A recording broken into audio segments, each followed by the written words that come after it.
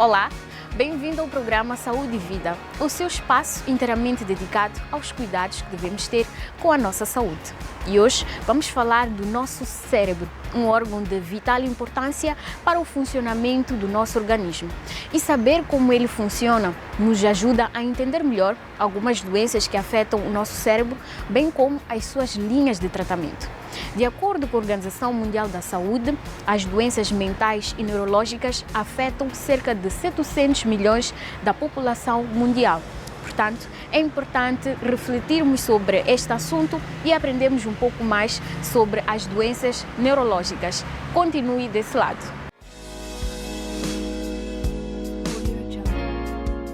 A Organização Mundial da Saúde aponta que o conceito de saúde é muito mais abrangente que uma simples ausência de doença. É necessário que haja um equilíbrio entre a nossa saúde física, mental e social. E hoje vamos dar especial atenção ao funcionamento do nosso cérebro. E temos como convidada a doutora Yanina Baduro, é médica residente, é neurologista e vai hoje aumentar os nossos conhecimentos sobre esta matéria que é super interessante. Olá doutora e seja muito bem-vinda ao Saúde e Vida. Olá, é um prazer estar aqui, obrigada pelo convite. Bom, doutora, como pontapé de partida para esta nossa conversa, o que são doenças neurológicas que afetam o nosso cérebro? Primeiro, de realçar que é importante sabermos o que é o sistema nervoso. Nosso sistema nervoso é composto pela parte central, é igual ao motor do nosso carro, e a parte complementar, que são as outras estruturas que provêm desta componente central. Nosso sistema nervoso central é composto primeiro pelo cérebro e pela nossa medula, que esta medula espinhal é como se fosse a continuação do nosso cérebro. Então, que vem como algo afinelado que vai passar pelos ossos a nível da coluna. E depois tem a parte periférica. A parte periférica é onde vão sair as raízes ou os nervos a partir desta medula, que vai facilitar nós podermos mobilizar a mão, por exemplo, os membros, entre outras funções importantes para aquilo que é a nossa mobilidade ou a interação no nosso dia a dia. Nós estamos acostumados a procurar por ajuda médica quando temos algum sintoma físico, uma dor de cabeça e dentre outros sintomas de várias doenças. E nos esquecemos de uma parte que é fundamental, que é o motor do nosso organismo, como a doutora bem mencionou, que é o nosso cérebro. Quando é que nós devemos procurar por um médico neurologista? Devemos procurar um médico neurologista primeiro. Primeiro é importante conhecer aquilo que são as doenças, pelo menos mais frequentes de procura, que é a dor de cabeça, a epilepsia, que é o AVC, a doença de Parkinson, que é degenerativa. Alguns até aparecem, ou jovens ou idosos, com história de esquecimento, por exemplo, que é aquilo que é a alteração da nossa memória. Alguns aparecem por paralisias, paralisia nos membros inferiores ou paralisia em algum braço. Outros, paralisia a nível da face, ou seja, em que desviou uma parte, por exemplo, o canto da boca para um determinado lado. Então, são diversas patologias que constituem a normalidade a nível do nosso sistema nervoso. E quais são os sinais e sintomas de alerta que todos nós devemos prestar atenção no caso de suspeita de uma destas doenças que a doutora fez menção? Ok. Dor de cabeça é uma experiência que qualquer um de nós já passou. Ou, se não passou, irá passar sempre. Mas quando constitui uma preocupação, por exemplo, alguém que tem acima de 50 anos tem uma dor de cabeça súbita, que não passa por nem com paracetamol, tem que constituir uma preocupação. Os doentes crônicos, seja contenção, diabetes, o HIV, alguma outra doença oncológica, por exemplo, tem algum tumor, tem uma dor de cabeça intensa, também constitui uma preocupação. Alguém que tenha dor de cabeça intensa, que se agrava quando pratica atividade física ou atividade sexual, também constitui um sinal de alerta.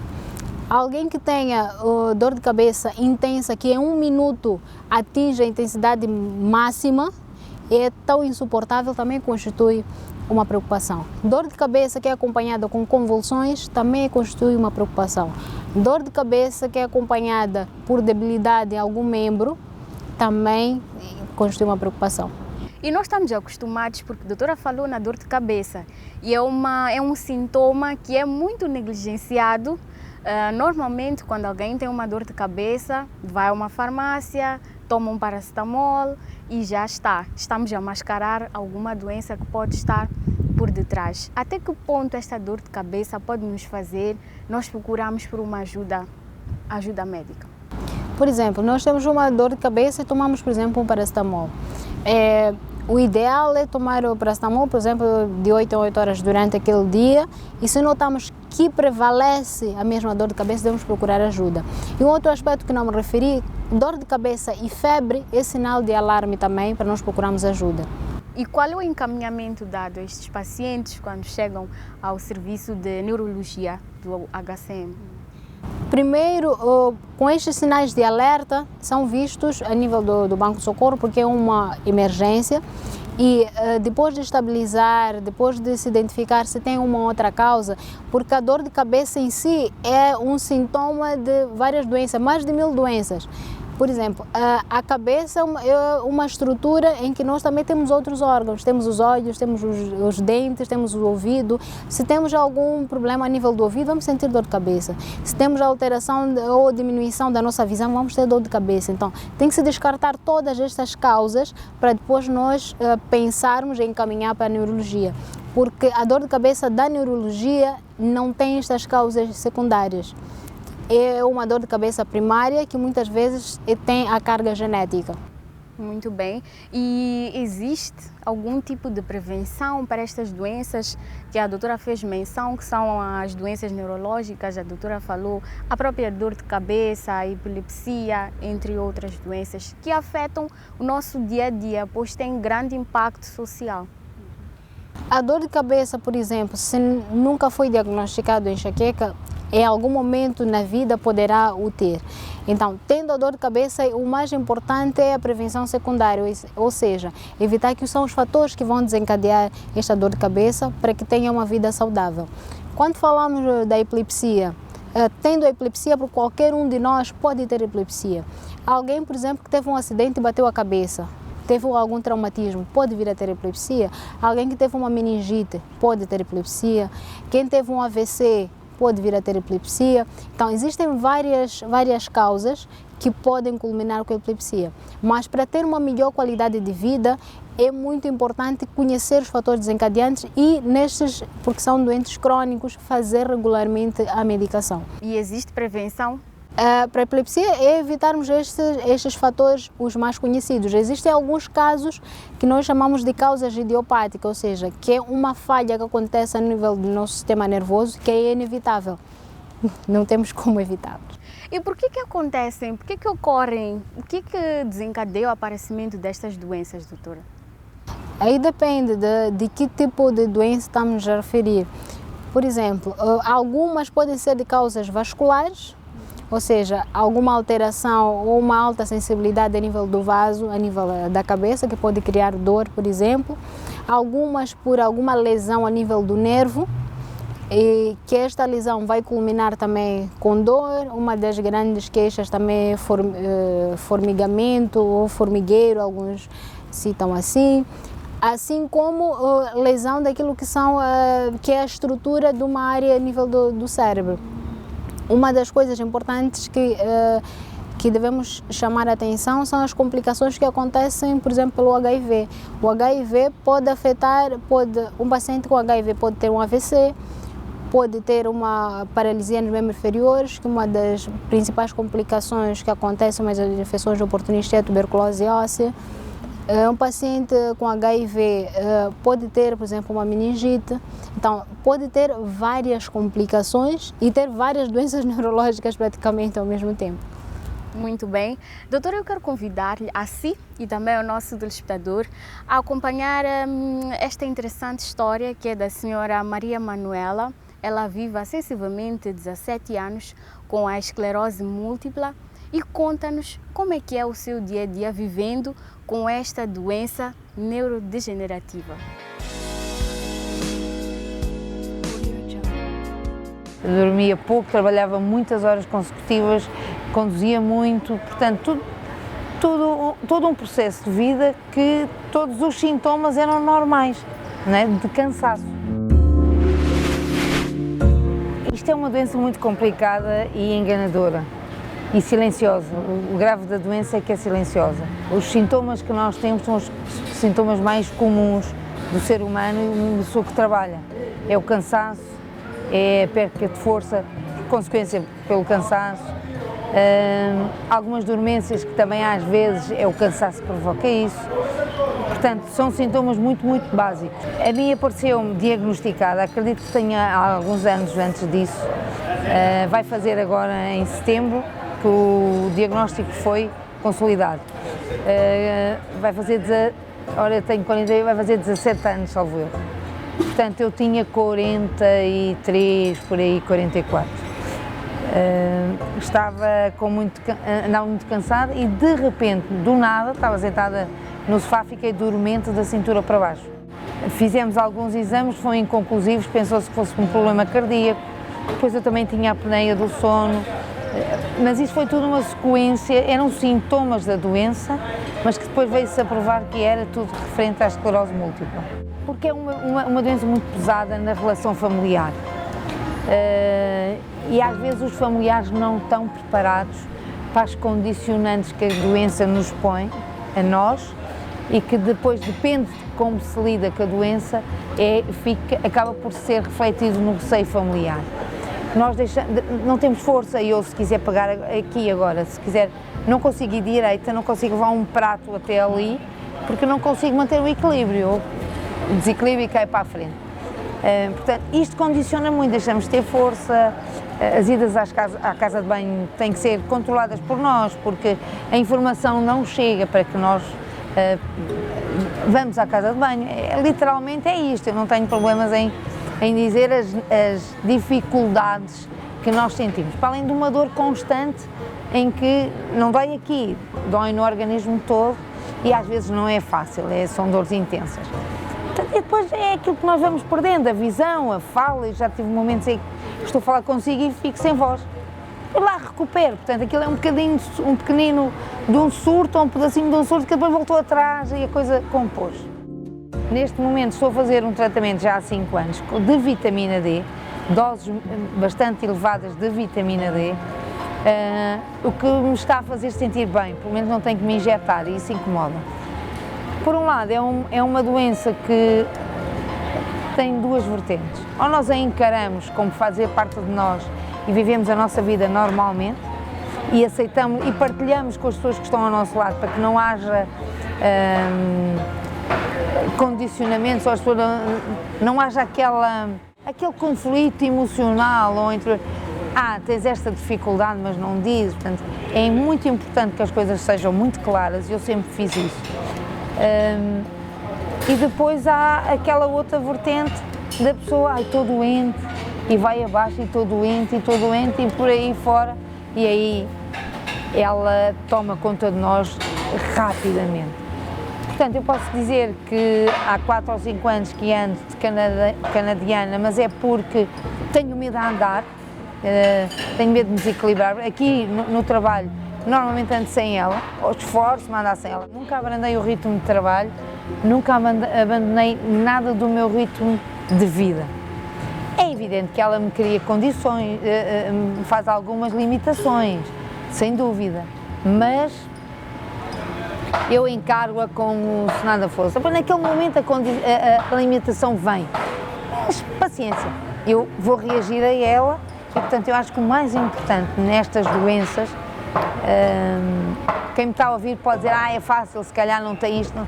Se calhar tenho muito mais do que o aparente, mas não há cura, o tratamento que temos é muito condicionante, não é um tratamento que se diga que vamos sentir melhoras, não é isso, é um tratamento para tentar parar a evolução da doença, ou nem isso, ou para nos manter funcionais, como eu costumo dizer. Portanto, se não formos nós a tomar aquela atitude de que não vou deixar, eu quero continuar a viver e ter uma vida agradável, não há como. Portanto, não há como.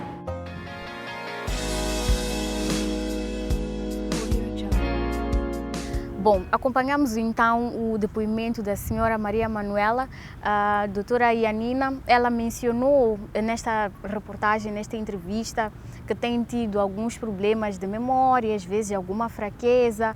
Pode nos explicar de uma forma geral e bem breve o que é a esclerose múltipla, que sintomas podem nos fazer suspeitar desta doença e suas causas, entre outros?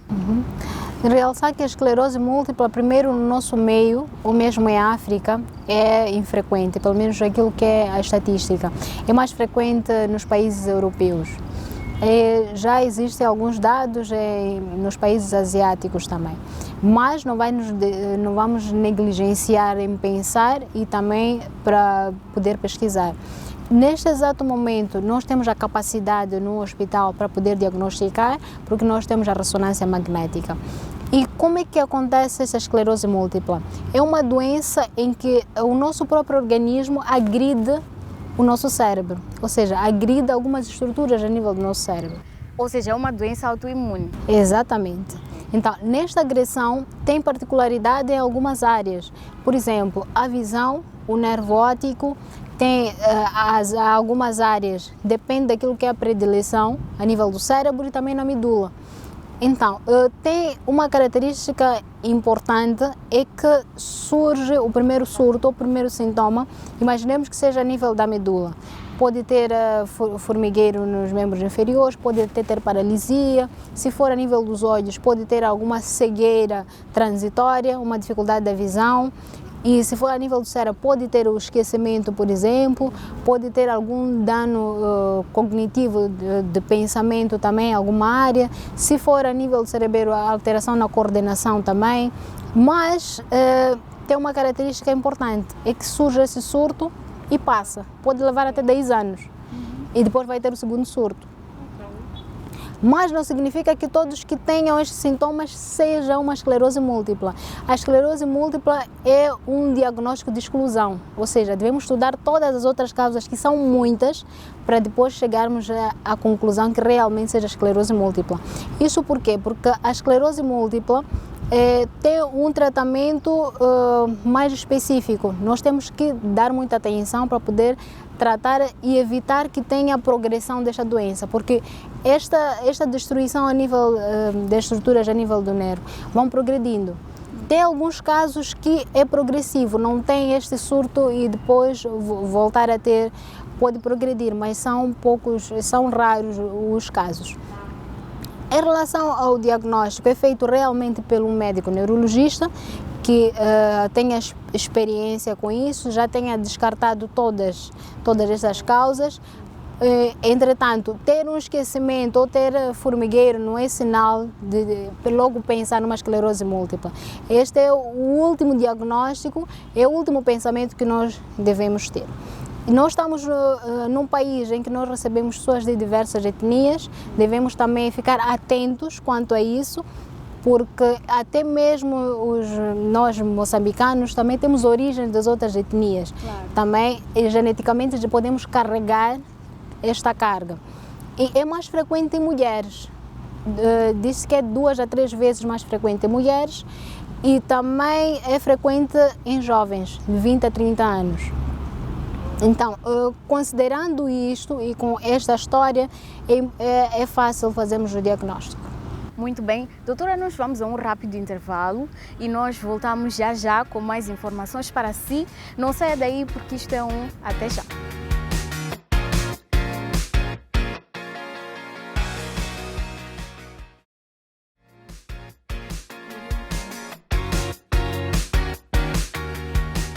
Bem-vindo de volta ao programa Saúde e Vida. Para você que só agora ligou o seu receptor, hoje estamos a falar sobre as doenças do cérebro e por este ser um órgão fantástico e de uma grande complexidade, há muitas ideias, muitos mitos que surgem em relação ao funcionamento deste que é o nosso cérebro. Portanto, vamos a seguir a rubrica Mitos e Verdades e esclarecer estes mitos.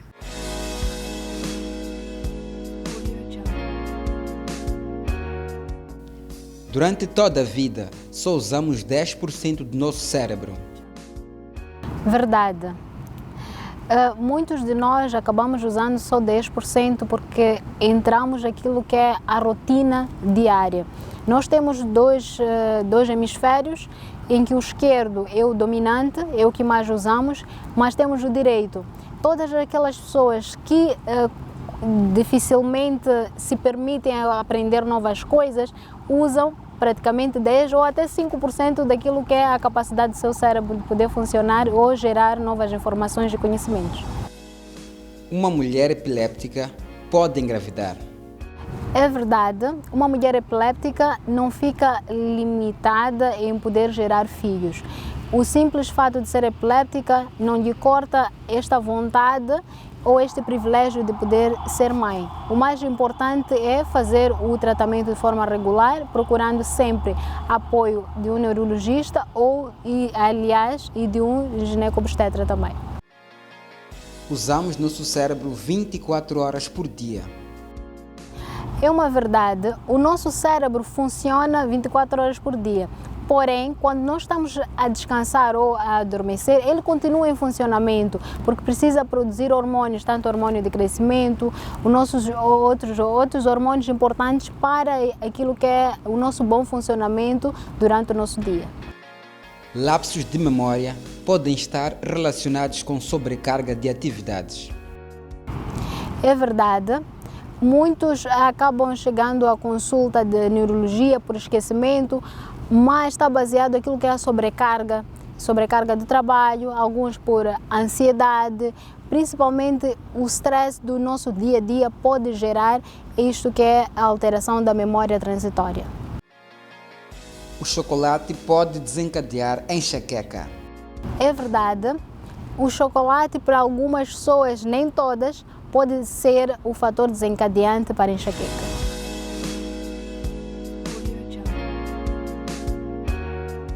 Bom, tivemos então a oportunidade de esclarecer alguns mitos e verdades ligados ao funcionamento do nosso cérebro.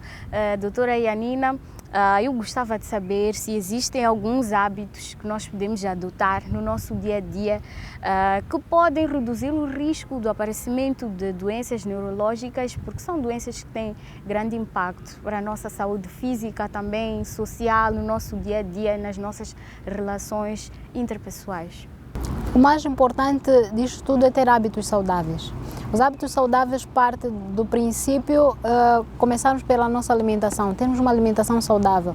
A maior parte das doenças, sejam doenças neurológicas, assim como as outras, que culminam com alguma complicação neurológica, começa a partir daquilo que são nossos hábitos.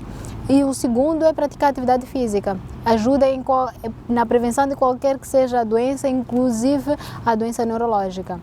E o terceiro é a questão de gestão dos nossos problemas. Nós lidamos todos os dias com diversas situações que são difíceis, mas em algum momento pode desencadear alguns problemas, sejam de fórum psiquiátrico, assim como de fórum neurológico. E é por esta razão que nós escolhemos este espaço verde, aberto, em que nós podemos usar espaços como estes para relaxar, se calhar ler um livro, nos divertirmos e esquecermos dos problemas do dia a dia, incluindo a pandemia da Covid-19. Sem dúvida, disse que nós somos o que nós mais fizemos. Se nós temos hábitos saudáveis, tanto para aquilo que nós vemos, para onde andamos e com quem nós andamos, de uma forma geral nós temos tudo ao nosso redor saudável. Então, parte-se do princípio que se alguém, por exemplo, tem algum stress e, por exemplo, ou assiste a televisão, algum canal que seja produtivo, ou lê um livro de desenvolvimento pessoal, por exemplo, de algum tema também produtivo, consequentemente irá ajudar muito na melhoria de sua autoestima e melhorar também para poder ultrapassar esta fase. E como é que a família pode apoiar este paciente com alguma doença neurológica? O principal é aceitar primeiro. Muitos de nós, como familiares, nós temos dificuldade em aceitar. Imagina para o doente, é mais difícil ainda. Já tem a determinada doença, não temos como mudar. Então, aceitamos aquela doença e vamos nos adaptar a conviver com aquela doença e dar apoio psicológico. O que muitas vezes acontece, ok, tem um AVC, por exemplo, não consegue mobilizar uma parte do corpo e colocamos aquela pessoa como uma pessoa inútil. E depois vem a frustração do próprio paciente por não ter a sua independência e fazer as atividades que fazia anteriormente. O mesmo que o epiléptico. É epiléptico e tem crises, praticamente não pode sair nem ao portão de casa. Então, muitos de nós acabamos piorando ou agravando o estado daquela pessoa pelo nosso comportamento. É certo que nós tentamos sempre proteger, só que a hiperproteção acabamos danificando ou prejudicando ainda mais a recuperação destas pessoas. Parte-se do princípio que quando nós temos alguém com alguma patologia neurológica dentro de casa, devemos nos colocar no lugar da outra pessoa. Se esta pessoa, por exemplo, nós deixamos como se fosse num cativeiro dentro do quarto, ninguém gostaria de lá estar. Devemos retirar, deixar no jardim, conviver, conversar. Se não consegue falar, não tem problema, consegue nos ouvir. E vamos continuar a fazer coisas que lhe motivam, que lhe incentivem a poder melhorar. Doutora, estamos num momento atípico.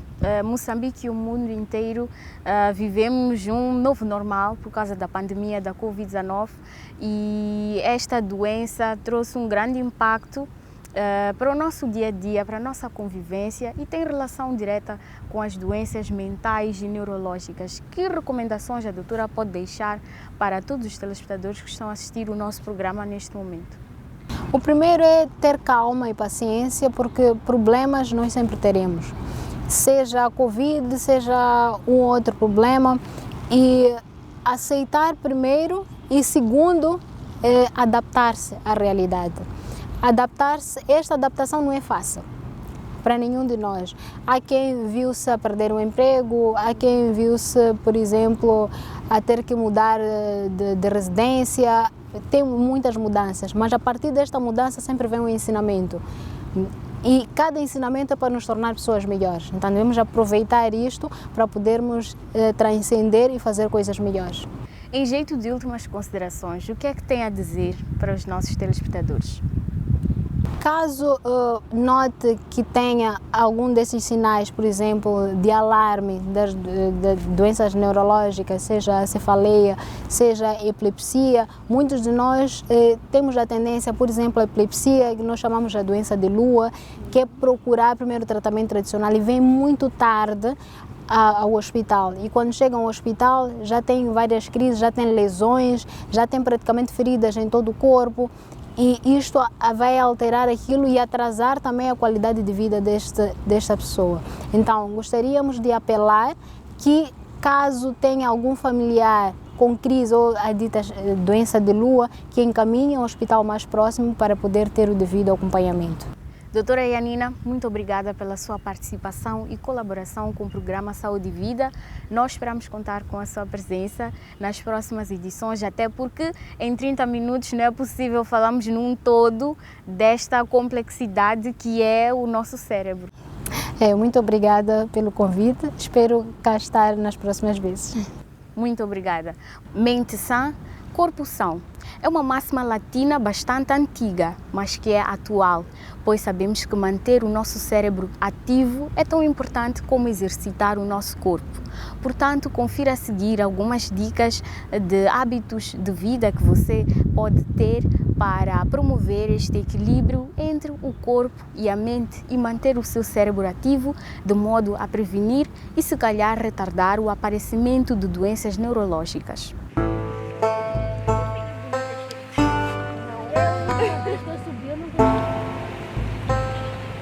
Eu comecei a montar, eu sempre vim quando era criança, mas comecei a montar sério, há quase 9 anos atrás. E tem Beethoven a 5 e nós lutamos muito, não é fácil treinar um cavalo, mas já gostamos de entender.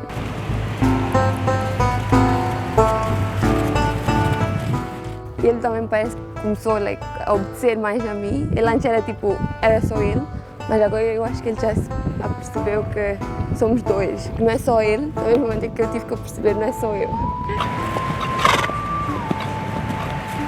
ensina muita disciplina, a ser e a pensar racionalmente em situações que uma pessoa pode entrar em pânico ou algo, mas com cavalos tu aprendes que tu não podes entrar em pânico, porque se tu entras em pânico, ele entra em pânico. Então tens que sempre estar preparado mental e estar calma em qualquer situação. A postura é sempre costas direitas, sempre. E os calcanhares para baixo. Porque a qualquer momento, se ele faz qualquer tipo de mudança de ritmo ou alguma coisa de repente, se tu tens as costas direitas e calcanhares para baixo, não há como ele vai te atirar para o chão. Tem que estar sempre atento ao que ele está a fazer, porque eles têm mente deles próprios. A qualquer momento eles decidem que não querem, e se tu dizes que tu queres e ele não quer, ali vai ser uma guerra. Então vocês têm que estar sempre atentos a tentar entender como ele está a pensar. Muitas pessoas, quando pensam de cavalo, só pensam em cair, mas isso faz parte. E eu acho que, como disse, é uma terapia e é muito, muito relaxante. Não há dia que eu vir para aqui e não sair daqui bem relaxada. Então, faz bem a mim, faz bem a ele. E fiz-me um bom desporto, muito bom desporto. Se eu estou muito grata para a minha mãe por ter posto a mim nisto e que é uma terapia.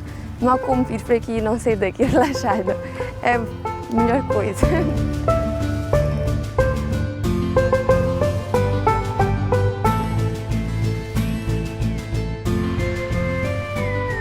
Bom, chegamos ao fim desta edição do programa Saúde e Vida. Você já sabe que pode manter contato conosco através das redes sociais. Nós estamos no Facebook, no YouTube e também no nosso grupo do WhatsApp. Tchau, tchau. Cuide sempre, sempre, sempre da sua saúde. Mantenha o seu cérebro ativo e também não se esqueça de se prevenir da Covid-19. E até uma próxima oportunidade.